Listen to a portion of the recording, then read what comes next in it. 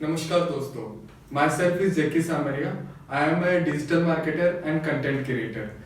तो आज की वीडियो के लास्ट में एक मैं मेन टॉपिक को डिस्कस करने जा रहा हूँ। तो दोस्तों वीडियो को लास्ट तक देखना ना भूलें। तो आज का अपना टॉपिक है कि अपन एक कैसे एसईओ इफेक्टिव वेबसाइट को बना सकते हैं।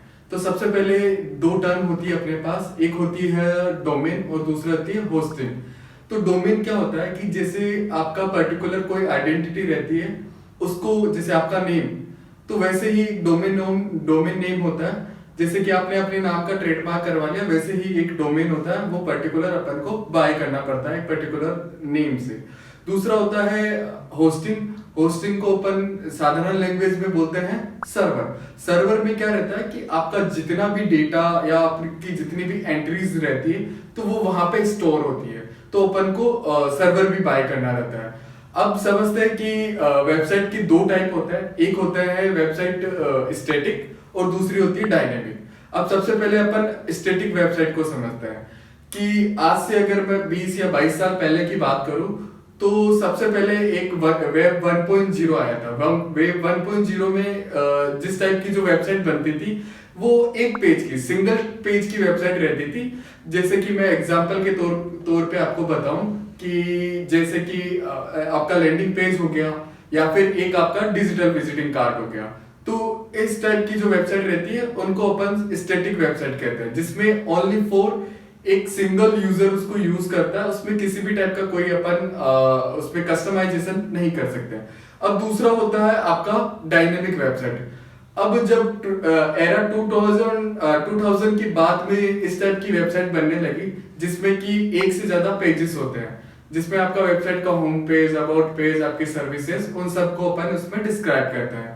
तो बेसिकली क्या रहता है कि उसके अंदर यूजर पर्सपेक्टिव से और क्लाइंट की व्यू से देखे तो दोनों के लिए ही वो काफी इफेक्टिव रहते हैं। दोनों ही अपने तरीके से उस पर कस्टमाइजेशन कर सकते हैं।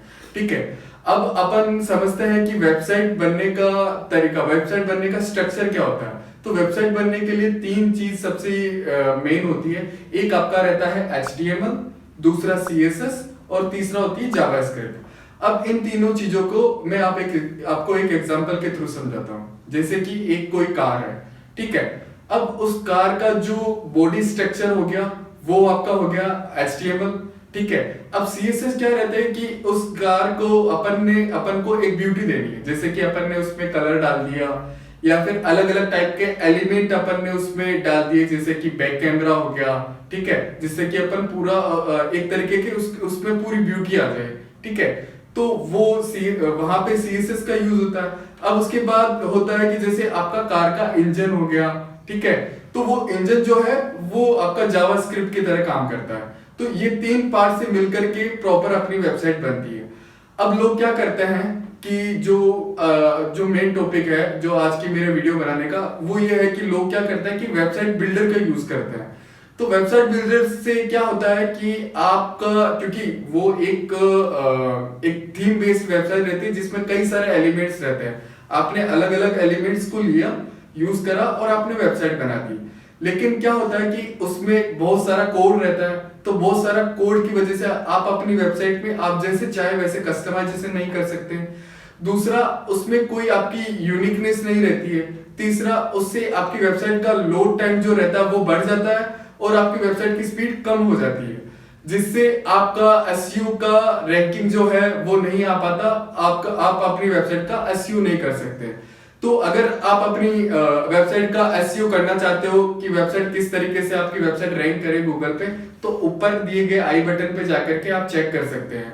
और आपको डेवलपमेंट से रिलेटेड या फिर एसईओ से रिलेटेड और किसी भी टाइप का कुछ आपको डाउट है या कुछ क्वेरी है, तो let me know in comment section. वहां पे मैं आपके हर एक क्वेरी का मैं जवाब देता हूं, आपको प्रॉपर रिप्लाई आपको करूंगा।